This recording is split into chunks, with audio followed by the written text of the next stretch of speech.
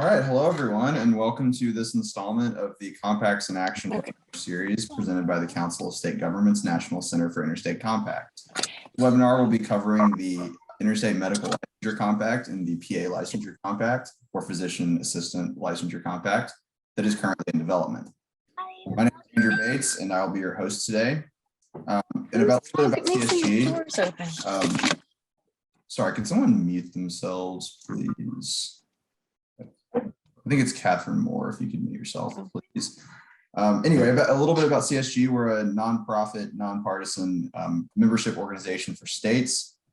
We do policy research on a variety of state issues for state and federal agencies. And with the National Center for Interstate Compacts, we work with states and professions to develop interstate compacts for occupational licensure reciprocity, but a bit more on that in just a moment.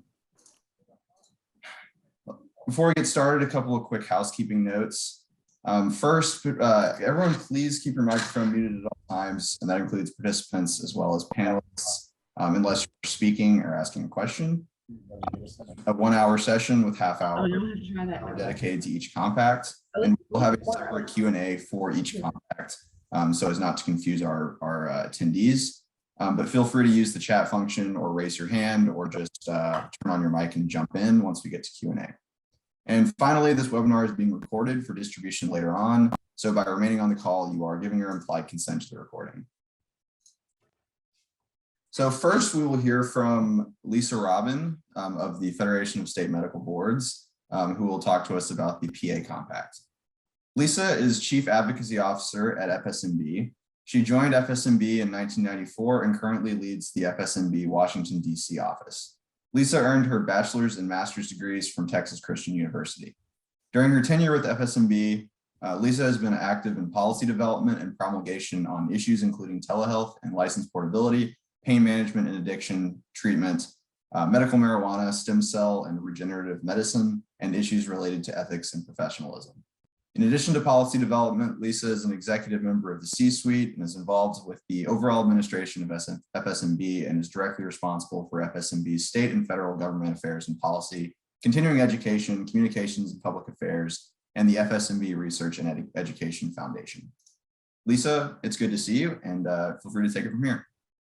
Okay, well, thank you, Andrew. I appreciate the opportunity to be here today and talk a little bit about, introduce some of you to the Federation of State Medical Boards if you're not familiar with our organization, and then to talk about our newest project that we're working on, and that is license portability for physician assistants.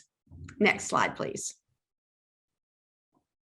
The Federation of State Medical Boards, we've been around a long time, established in 1912. We are a national nonprofit organization. Our members include the 70 state medical and osteopathic boards across the United States, the territories, and the District of Columbia. Our mission really is to support our state medical boards in carrying out their statutory mandate to protect the public health, safety, and welfare through the proper licensing, disciplining, and regulation of the more than 1 million physicians, physician assistants, and in most jurisdictions, other healthcare professionals. We support state medical boards through a variety of services and projects, data. We have a very comprehensive database of all the licensed physicians and physician assistants in the country. That enables us to do, it's a wealth of information for research purposes. We issue a biennial census of all the healthcare professionals that can be found on our website that may be of interest because it really is broken down by specialty, by age, gender,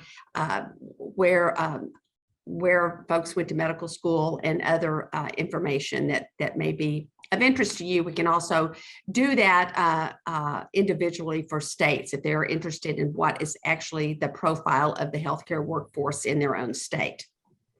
Next slide, please.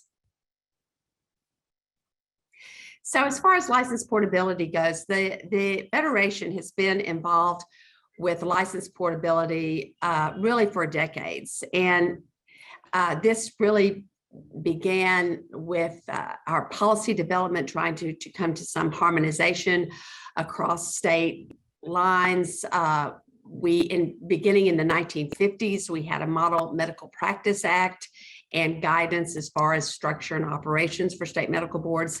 And since that time, we have worked on centralized tools.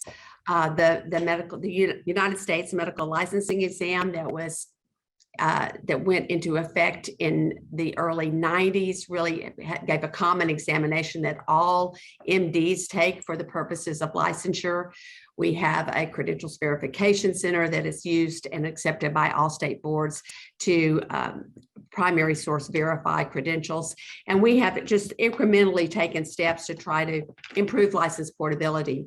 These efforts have been supported for many years from the U.S. Health Resources and Services Administration through the Office for the Advancement of Telehealth. These federal grants really been the stimulus for projects, including the Interstate Medical Licensure Compact, which you will hear about from Marshall Smith, our next speaker. In 2019, the FSMB again was awarded a 5-year grant, $250,000 per year, to enhance the IMLC, that's the Interstate Medical Licensure Compact, technical capabilities, and to do outreach to expand the compact to additional member states. And the other part of these funds were to pursue license portability for PAs. This work really began in November 2019, but was significantly delayed when we all had to pivot to working from home and moving our operations because of the COVID-19 pandemic, and really put a stop to all the travel that we had planned and the meetings that we had planned. This effort is in partnership with the Council of State Governments National Center for Interstate Compacts, the American Academy of PAs, and the National Commission for Certification of Physician Assistants. Next slide, please. So our initial meeting was in November of 2019, and we brought together 53 representatives from state medical boards, PA boards, existing the other health professional licensure compacts. We also had the representative from the Federal Trade Commission, as they have been very interested in license portability for the health professions, as well as our grantor, HRSA, the Office for the Advancement of Telehealth. The purpose of this meeting was to really get together, and we had all of the other health professional compacts speak, and so they were able to look at the various models that were out there. The models do differ from nursing to PT to occupational therapy to medicine, and to look at what really fit that profession and how those professionals practice was important to look at. So from that, the concepts, and we made some assumptions of what model that we might pursue. It did make the most sense to pursue a compact as the optimal mechanism, because it does protect state sovereignty and yet allows those professionals to work in multiple jurisdictions and come under the jurisdiction of the medical board or PA board where patients are located.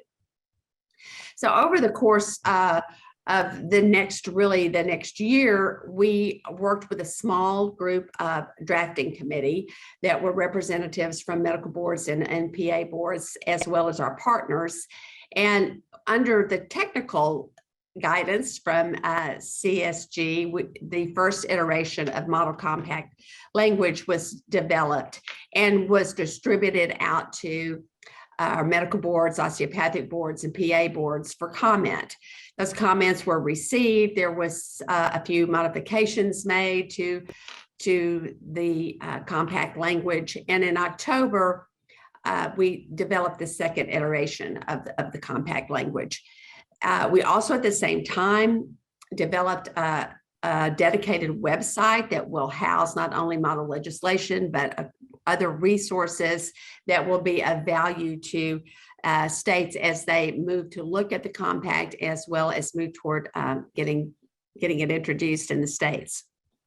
We held a subsequent meeting, stakeholder meeting, in November, and this we brought together about, I think, 42 individuals from the boards, again, many of those that had attended the original meeting, and really went through the compact language really line by line and came out with some good recommendations that now CSG is taken back, and they are working on revising the model language based on that stakeholder consensus. And I understand that that's supposed to be ready probably in the next in the coming weeks, and we expect to have that in December.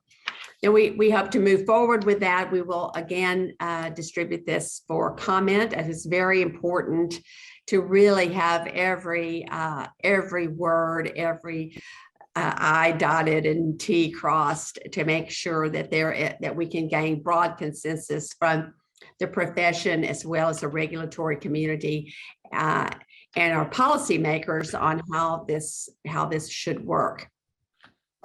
So also CSG is under their expertise. They're going to be developing a design package, branding, logos, and other promotional resources for the PA Licensure Compact. So we're hopeful that we will be in forums such as this to be able to talk about the compact and really gain some interest in it. We've identified that, there are few state legislatures that are year round. Our goal would be great if we were able to find at least one adoption during the 2022 state legislative sessions, but really then in next summer start before pre-filing and such to get that out there and hopefully reach our 7 state enactments, which will trigger the compact during that legislative session. If we're looking at the Interstate Medical Licensure Compact and the timeline, it makes, we're very optimistic that we can get this done. The IMLC, which I'm sure Marsha will talk about, really it was, and the first year we were able to reach the seven states that would actually bring the compact, the IMLC, into effect. So we're hoping that we get that 7, but it'd be great to get 20 or 27. So next slide, please. So we'll talk a little bit about the PA compact model. It is different than the IMLC model because the practice is different, and it was felt that this was a good model for the practice for physician assistants. It's basically a privileged practice model based on the PA state of principal licensure or their home state. It would require that the PA be under the jurisdiction of the medical or PA board in each remote state where patients are located. And the reason I'm breaking these up between medical or a PA board, in the majority of states, PAs are regulated under the medical board. A few states, they do have separate boards that are standalone boards. So whatever that state system, regulatory system is, this would apply to. It is also, states can be assured that any PA practicing in their state would be required to comply with all the rules and regulation in each remote state in which the PA is exercising that privilege to practice, including scope of practice. They would have to abide by whatever the scope is in that state and any requirements for collaborative agreements or otherwise. It does establish eligibility criteria, which is a relatively high bar. It's similar to medicine in that it was with strong belief that if you're going to allow practice in so multiple jurisdictions, that these individuals would need to meet or exceed the requirements in each state. It also sets forth a disciplinary process and provides for joint investigations of complaints. It establishes a commission. Each state would appoint someone to this commission, and that commission serves as an instrumentality of the compact states. It would become effective on the date in which the statute is enacted in the 7th member state. Next slide, please. As far as eligibility, there are a few more, but basically it would require that the PA graduated from an accredited PA program, that they hold certification from the National Commission on Certification for Physician Assistants, that they have no felony or misdemeanor convictions, They have a social security number or a national provider identifier. They have had no adverse licensure actions within, and that number of years is still being discussed, whether it be 2 or 5, but there would be some time limitation on there. Any jurisprudence requirements that a remote state would have, they would have to comply with that, and also pay any fees that the remote state would require for them to have that privilege. Next slide, please. Oh, so that is my last slide. I will open it up to questions. As I said, the final legislation, we expect that CSG will have something to us in the next few weeks, and we will be able to share that model language with you, and also launch our website, and so have plenty of resources and FAQs and whatnot. So thank you, and happy to answer questions. All right, if there are any questions for Lisa, please either put them in the chat or raise your hand and we can call on you, or feel free to just jump in.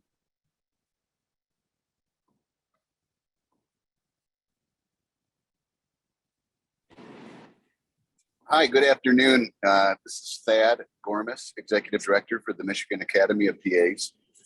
I just wanted to thank you, Lisa, for this presentation and the opportunity to really understand the important work that you're doing. We're excited in Michigan to get this process moving, so perhaps we could be one of the first 7 states. A quick question, and if you have an answer or some insight, some of the regulators in Michigan seem to have some opposition to state compacts, and wondering what challenges we might expect to face as we launch this debate. That's a great question.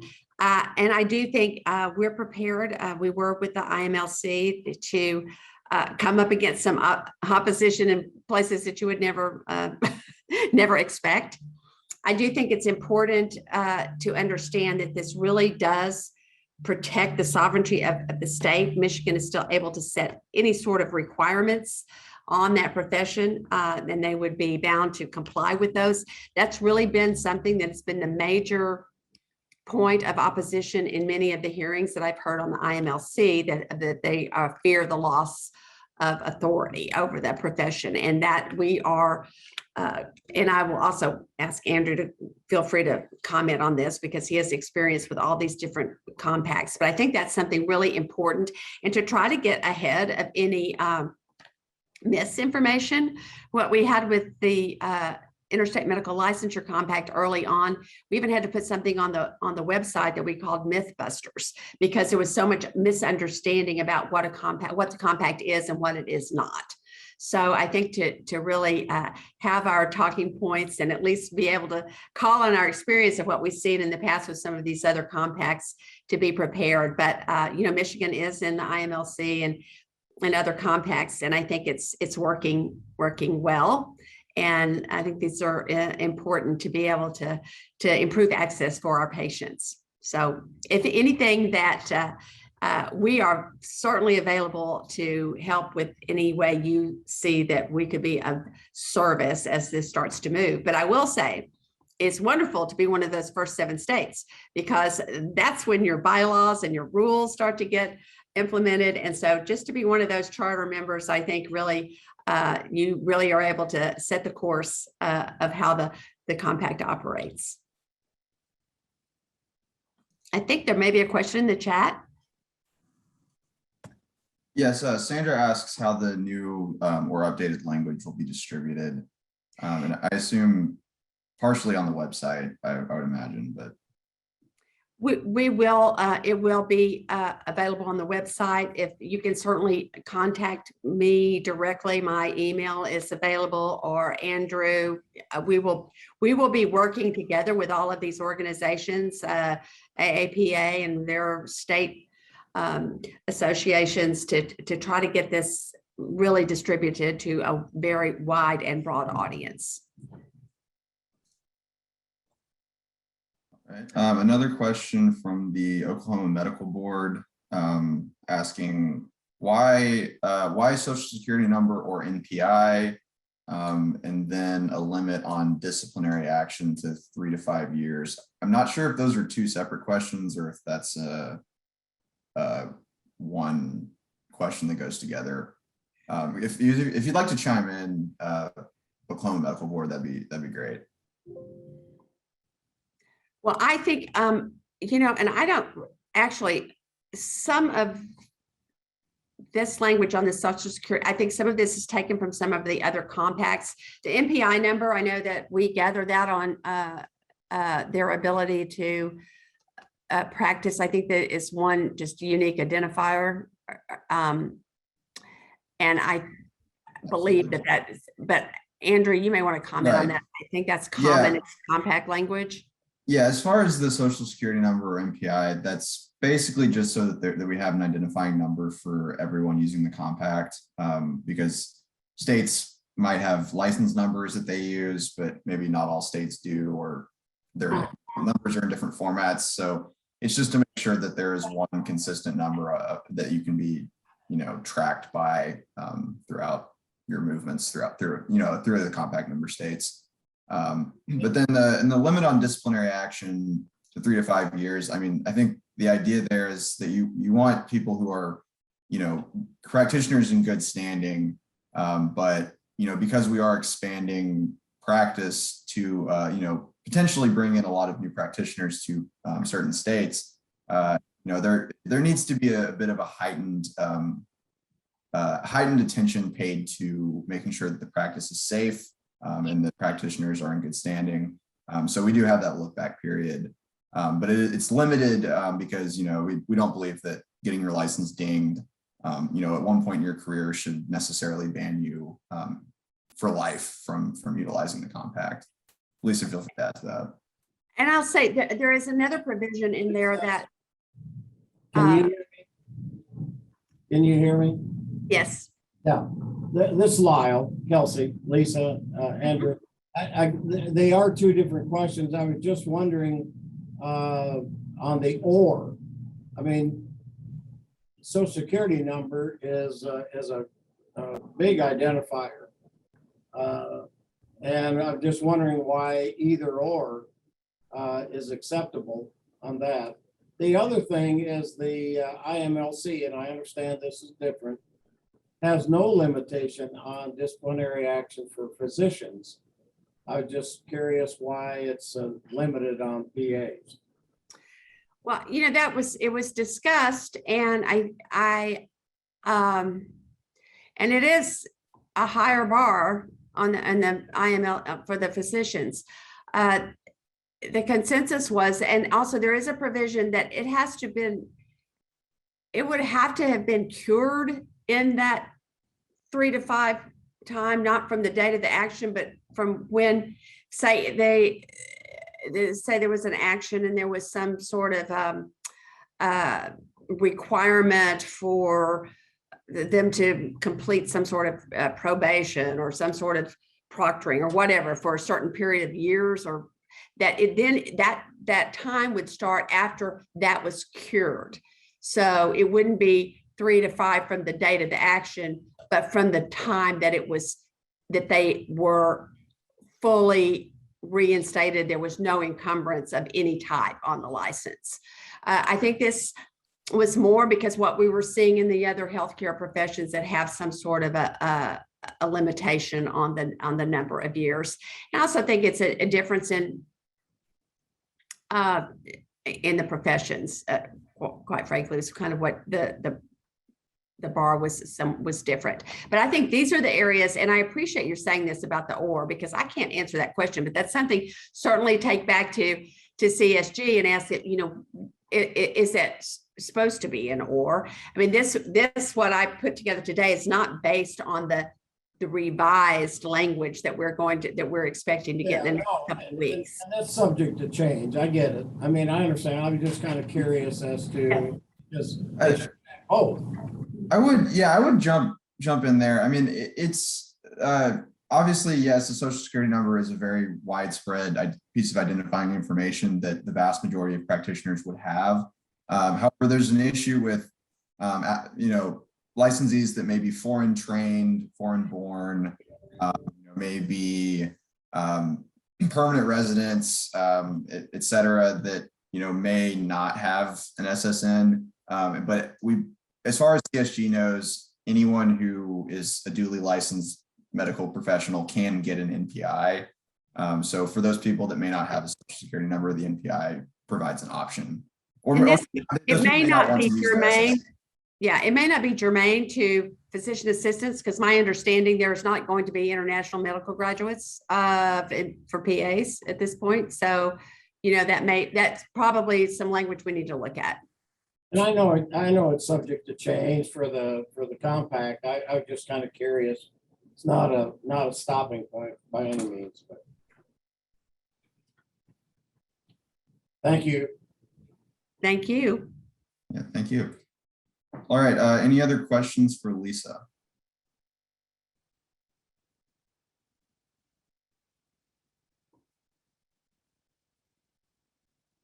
And before we depart from the PA compact, I did want to hop back to Thad's question about potential obstacles or opposition. And in confronting potential opposition, whether it be from boards or medical associations or whoever it may be, what is really important to keep in mind is that the compact does not change the definition of practice.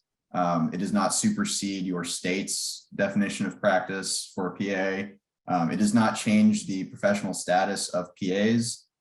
They're still physician assistants, although the profession is undergoing a name change. And it does not supplant your state's regulation of the profession or your state's ability to discipline practitioners that are in your state via the compact. So those are kind of common misconceptions that it's important to keep in mind. So I think we've run the course on questions for Lisa, but we once again thank you, Lisa, for joining us, and we really value your partnership on the PA compact. Thank you. All right. And now we will have the pleasure of hearing from Marshall Smith, who is the Executive Director for the Interstate Medical Licensure Compact Commission. He started this position in October 2017 after more than 9 years working in healthcare licensing for the state of Colorado as Professional Standards Program Manager at the Department of Public Health and Environment and Program Director of the Colorado Medical Board. Marshall received his Bachelor of Arts from Drake University and his Master of Public Administration from the University of Colorado at Denver. Marshall, thank you for joining us, and the floor is yours. Thank you, and good afternoon to everybody. I'm going to take this from the approach of kind of telling you or laying the groundwork of what the compact is, how we got started, all of those sorts of things, which to some of you may be a repeated message. But then towards the end, what I want to do, and to kind of spark questions and conversations, kind of go into some of the lessons that we've learned. The compact has been in existence. We're coming up on our 5th year in April, and where we've actually been publishing and processing applications, and we've learned a lot of things. And we've also, as Lisa pointed out, taken down our Mythbuster part of our webpage, because the myths really haven't come true, and we now have practical information to discuss, as opposed to trying to cut down or knock down myths. So with that said, can we go to the next slide, please?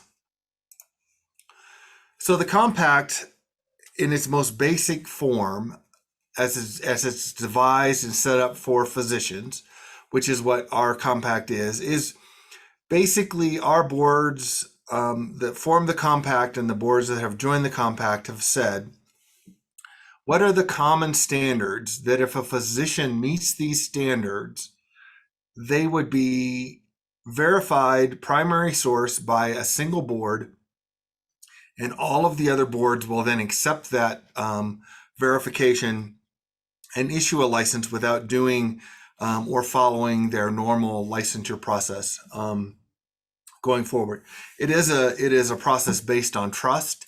It's a process based on boards saying that these criteria are critical. Several of our boards and even boards considering looking at the compact have gone out and looked at licenses issued by their state in a previous period of time, usually 12 months, of physicians who had these criteria. How many were not issued, how many were denied licenses, or how many were given modified licenses? And pretty much the common theme, without variation, is that boards issue licenses to physicians who meet the 9 criteria established by the compact without limiting those licenses or without and do not deny them. So that's the core, that's the basis of where we're coming from, and that's really how the compact works. It's a level of trust between our member boards that says one board has looked at this, or has issued this license, issued a license to a physician. That physician has had that license and is now able to use that experience in that one state and move that forward. So go ahead. Yes, thank you. Advance the slide. So the IMLCC, or the Interstate Medical Licensure Compact Commission, is a process that's available to physicians, doctors of osteopathy and doctors of medicine. We provide an expedited process for physicians to obtain a full and unrestricted license in a member state. So unlike most of the other compacts, there is no such thing as a compact license. There is a license, a full and unrestricted license obtained from a state using the compact process, but it is a full and unrestricted license, just like any other full and unrestricted license issued by that state. The physician actually receives the license, they have to pay for that license, they have to maintain whatever that licensed state requires for continuing education, and they have to renew that license when it becomes up for renewal. Licenses that are issued by the member states board are subject to that state's practice of medicine. The compact does not interfere, become involved with, whatever term we want to put there, with the practice of medicine. We are involved and have jurisdiction over the licensing process only. We do not get involved in the state's practice of medicine. And I'm finding that no matter how often I say that, I have to say it over and over again, which is why I'm saying it over and over again here. So the compact also, we are what is called a governmental instrumentality. Most compacts are governmental instrumentalities.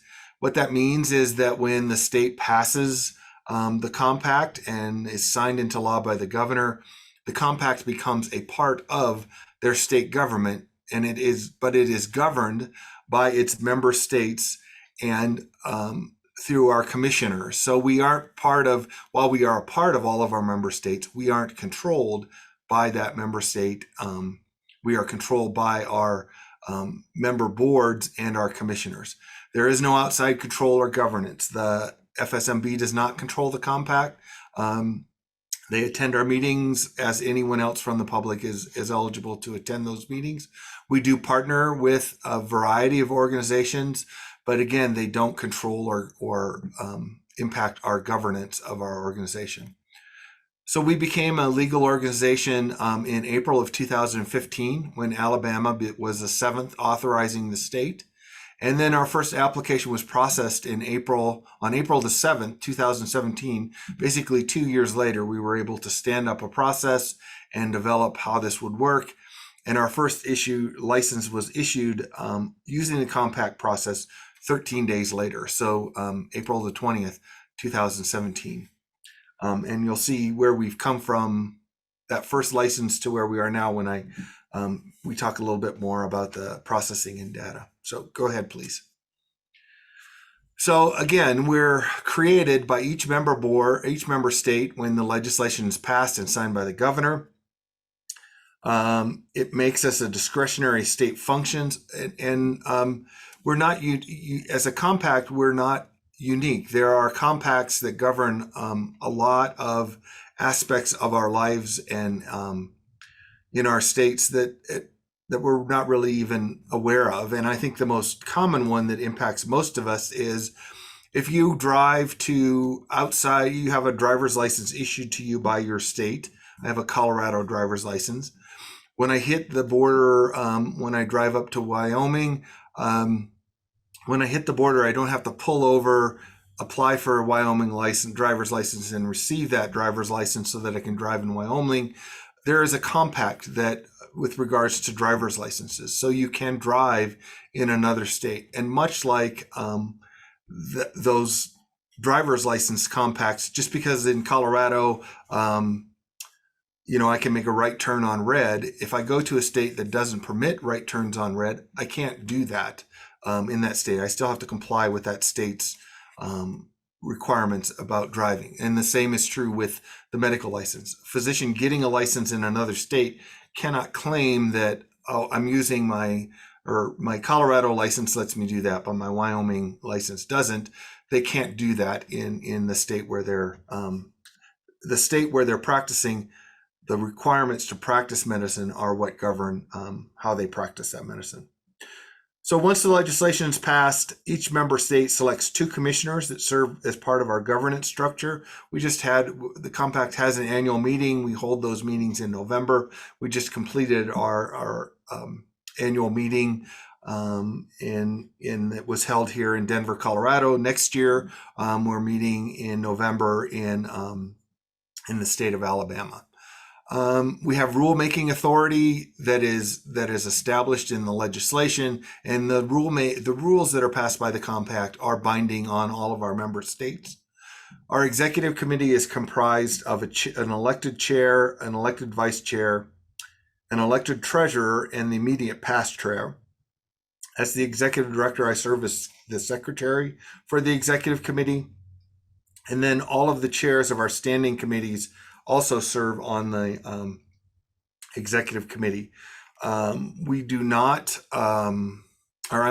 executive committee is able to act on behalf of the commission between meetings of the commission and make decisions that are binding on the compact. The only exception to that is that the executive committee cannot make rules.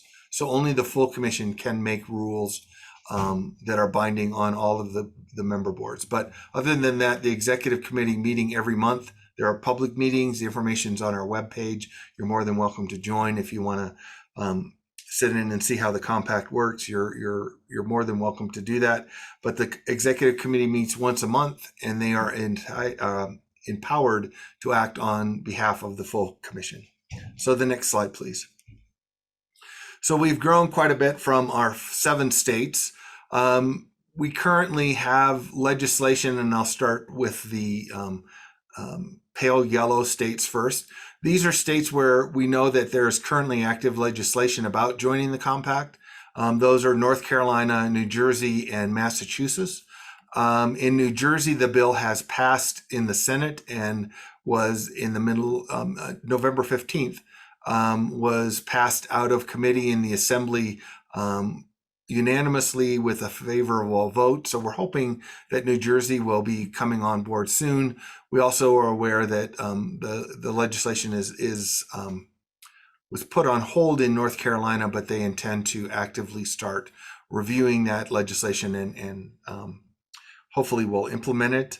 We are currently working with the District of Columbia, the state of Delaware, the state of Ohio, the state of Pennsylvania, and the state of Texas to get them onboarded. All of those states have passed legislation, but once the legislation's passed, there is a practical part to this that the board has to be able to receive and process those applications. And so we work with the boards on their time frame to help them get on board with processing the applications. We have 2 states, Vermont and Oklahoma, that are able to issue licenses only. They can't act as a state of principal license.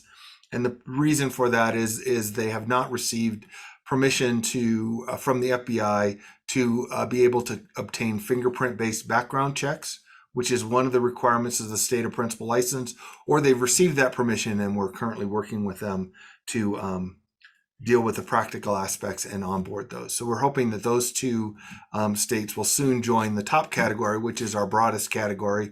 These are our states, the territory of Guam, that are active states. They're able to issue licenses using the compact process, and they're also able to act as the state of principal license. And the state of principal license is a key concept in the compact's process and how we're built and how we develop that trust that the other states can then issue the license. So next slide, please. So the first step that a physician has to follow in determining whether they can use the compact process is they have to find a state of principal license. And the state of principal license is defined as a state in which that physician holds a full and unrestricted license. Once they have that full and unrestricted license, the second part of that first step is they have to then meet one of 4 criteria. They either have to live in that state of principal license, at least 25% of their practice takes place in the state of principal license, their employer is located in the state of principal license, or they use the state of principal license as their residence for the federal tax purposes. That's usually, that is actually one of the 4 criteria that I do not believe has ever been exercised or used by a physician to use the compact. Most of our physicians, probably between 70 and 80% of them, their primary residence is in the state of principal license, and the 25% in employer represent about 10 to 15% of those, and it can fluctuate from month to month. But those are pretty good trends that we've seen over the period of time. So step number 1 is that the physician holds a full and unrestricted license in the compact member state, and they meet one of the 4 criteria to establish the relationship of why they can use that state of principal license as their key to getting into the compact process. And before I go to the next slide, one of the most common examples that we talk about kind of to explain overall how the compact process works that impacts a lot of us. If you've ever gone to the airport and everyone at the airport, before you can get to the airplane, has to go through the x-ray machines. Comparable to the compacts process, everyone has to comply with the practice of medicine in the state where they're getting their license. The difference with the compact is there's 2 ways to get to that x-ray machine, just like there are, there are 2 ways to get that license, just like there are 2 ways to get to the front of the line and get to the x-ray machine. You can follow and do the traditional and regular method. Our member boards are fantastic at being able to review applications, to issue licenses to physicians, and to ensure that their public is receiving the highest level of health care in their state. And that certainly is an option, and that's certainly a way that physicians can go. The other option is you can use if you're at the airport and going to the x-ray machine, you can be TSA pre, which is a process by which you've made yourself a known traveler and you provided additional information and you've gone through a different process and you paid an additional fee. It lets you jump to the front of the line and it lets you go in an expedited way to get to the x-ray machine. But either way, you have to get to the x-ray machine. Just like in the compact, whether you use the traditional process to get your license or you use an expedited process, the license is still issued by the state and you still have to comply with that state's Medical Practice Act. So the next slide, please. So once the physician has selected the state or principal license that they wish to obtain to use to get their letter of qualification, they then have that state or principal license follows and reviews the 9 steps. Information provided to us by the Federation of State Medical Boards is that approximately 80% of the physicians can meet the standard or the static criteria. So the first criteria is that they attended an accredited medical school. There were no more than 3 attempts at the USMLE or the COMLEX, that they received graduate medical education accredited by the ACGME or the AOA, that they are board certified, and those are the static ones. Once you have one of those, they don't, those things don't change. They also cannot have any prior convictions or criminal activity. They cannot have any history of licensure actions by a licensing board. They have to have a clean DEA history, and they can't be currently under active investigation by their state or principal license or any law enforcement entity. And the final one is they have to submit a fingerprint-based criminal background check that's done at a national level, done by the FBI. So these are the steps, and these are the processes that our state or principal license go through, and they're the steps that our boards have said if these criteria are met and their primary source verified by the state or principal license, then they will issue the license. So the key is once the state or principal license has reviewed the application and reviewed the information and determines that the physician is eligible, they issue a letter of qualification. We know historically that between 7 and 10% of the physicians that apply for a letter of qualification or an LOQ with the compact don't meet the criteria.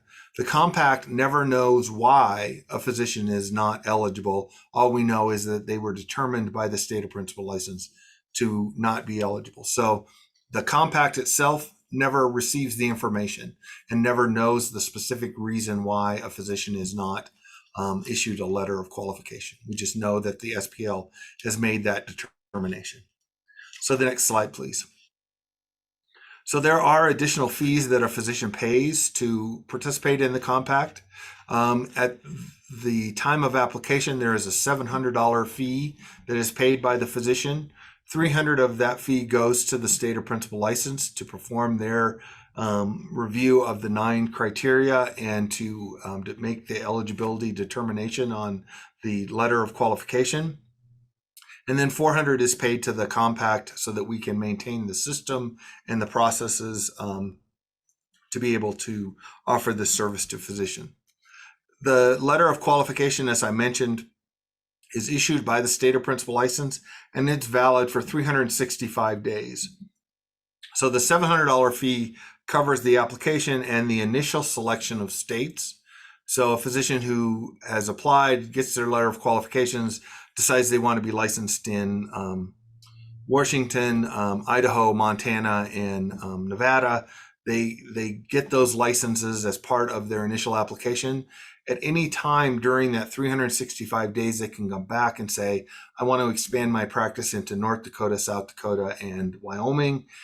They would pay a $100 fee for each time that they request additional licenses. So they can come back as many times as they want to obtain licenses, and they pay a $100 fee to select all of the licenses they want with each additional application selection.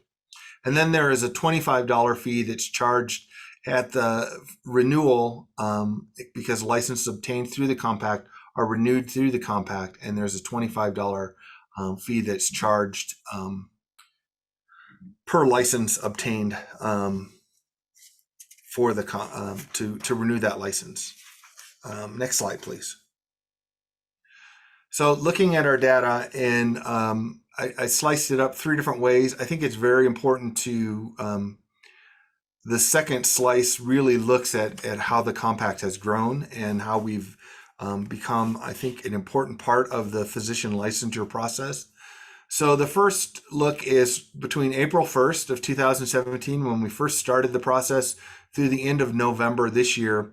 We've processed over 17,000 licenses, and there have been over 27,000 licenses issued to physicians using our compact. And I think by any measure, any stretch of the imagination, that's a pretty great accomplishment. And really the kudos go to our member boards, because on average, our member boards report to us that they see a 10% increase in the number of licenses issued by their state that are attributable to the compact. And initially we had thought, they're going to see this 10% increase and then it'll drop back down.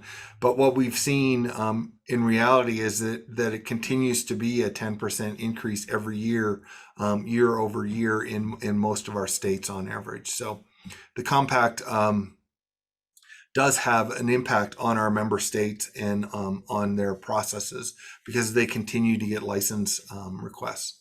Looking at it by calendar year, again, I think I won't do all of the numbers, but you can see the significant growth between 2017 and 2021. We've already exceeded the number of applications received and the number of licenses issued in a single year, and we still have one more month to do, and we're currently processing at the same level that we've been processing before, about 600 applications a month. The other part that I think was significant and an important part to remember is that during COVID, the compact provided the necessary elasticity to states so that they could get physicians licensed quickly. So in addition to all of the emergency aspects that states did, physicians also used the compact to get licensed in multiple states. And you can see how before COVID, the average was about 1.5 licenses per application. So physicians were getting a license, and then they were getting licenses in their surrounding states. COVID, it's almost a 1 to 3 ratio, where physicians are now getting 3 licenses per application, which means that that it looks and appears to be that they're expanding their practice, and we met that need. And again, I can't stress how critically important the member boards were in this process. I mean, they are the ones that processed the applications. They're the ones that issued the licenses. They overcame the challenges of being, they had the same COVID restrictions we all did. They had to work from home. They had to figure out different ways to do this, but really our member boards, every single one of them stepped up to the challenge and made sure that the process did not slow down. So, and with that, I'm ready to take questions, but before I do that, I think I've got a minute to do that. I want to just some of the lessons that we've learned, the compact as we have grown and developed over the last 4 years, is the compact is a significant tool for our member states to provide for expedited ways to issue licenses. At first it was thought that it's kind of this crazy idea. We'll maybe see 75 applications a month. If we're really hoping and praying and doing the best that we can do, we'll see something like that. We're now processing over 600 applications a month, and we've been consistently and steadily doing that for 2 years. So I think the time frame, or the period of wondering whether the compact is a good idea or whether it's sustainable has been answered. We are sustainable. We are a good idea, and we do make a lot of difference in our member states. A lot of the fears and rumors that were out there and that continue to be asked by states as they're introducing it have not been proven to be true. It actually turns out that it's a revenue positive for the state.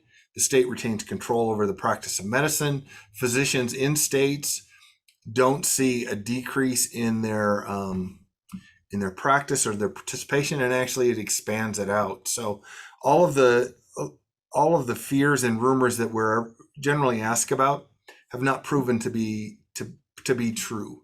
Knock on wood that continues to happen.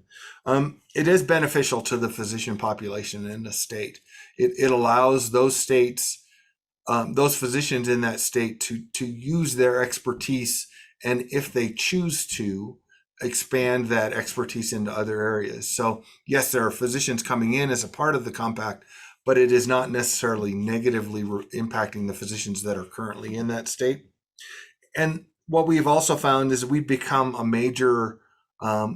we've solved a major gap in the licensing process for locum tenens physicians, for telehealth, and that's really become a burgeoning, we've become an option for those physicians.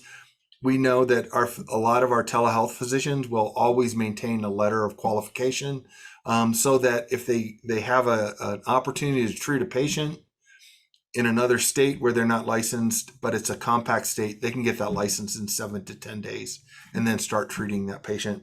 But we've also seen, and this is one of the things that we didn't kind of foresee or foreshadow happening, but hospital systems are using the compact to be able to handle demands, to provide services in rural and underserved areas, to be able to change how they provide post-treatment care to their patients, and all of those kinds of things. So it feels like we're doing great things. We'll continue to improve and then do even better things. So with that, I will be quiet and open the floor for questions. Thanks so much, Marshall. And I see since we're running up on time, if anybody needs to drop off, feel free. But if we can squeeze in some Q&A here, that'd be great. So yeah, this will open the floor to anybody. You can use the chat or just jump in.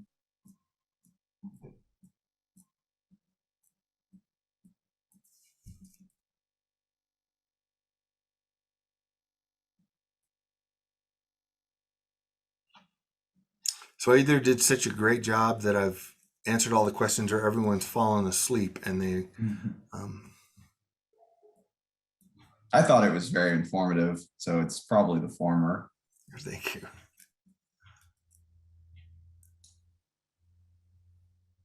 Usually if you leave a long enough pause, somebody jumps in.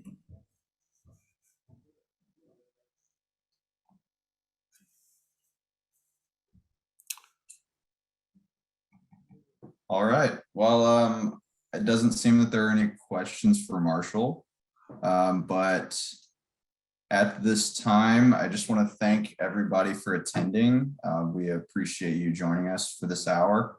And we especially thank Marshall and Lisa for lending their expertise to this presentation. And if anybody has any questions or is interested in pursuing either of these compacts in your state, please feel free to reach out to me or to either of our panelists. And I have our email addresses listed here. And we're happy to talk you through the process of getting a bill introduced and help you build a coalition to get it across the finish line in your state. But with that, I don't believe I have anything else to add, and we'll turn everybody loose and hope everybody has a great afternoon. Happy holidays. Stay safe out there. Thanks, everybody.